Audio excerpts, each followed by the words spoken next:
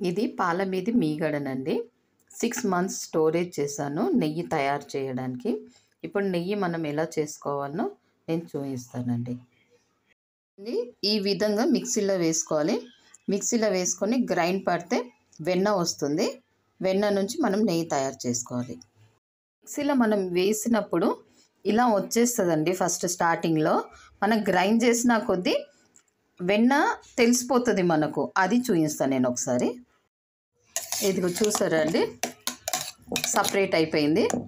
ఈ విధంగా మొత్తము రెడీ చేసుకోవాలి వెన్నని.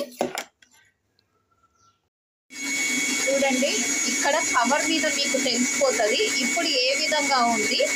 వెన్న ఫామ్ అయినప్పుడు ఎలా వస్తుందో నేను మీకు చూపిస్తాను. చూస్తున్నారా అండి, ఇంకా రాలేదు. చూడండి చూడండి, ముందేమో పేస్ట్ లాగా కనిపించింది, ఇప్పుడు సపరేట్ అయిపోతుంది. చూడండి వెన్న ఈ విధంగా అవ్వగానే మీరు తీసేసుకోవాలి.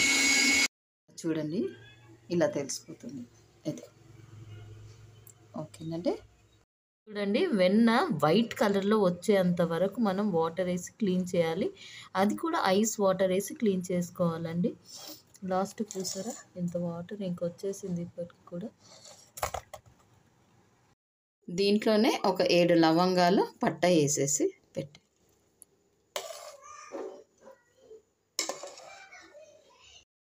చూసారా అండి, ఆఫ్ వచ్చింది నెయ్యి. ఈ నెయ్యి రవ్వ రవ్వగా ఉంటుంది, స్మెల్ కూడా చాలా బాగుంటుంది, టేస్టీగా ఉంటుంది.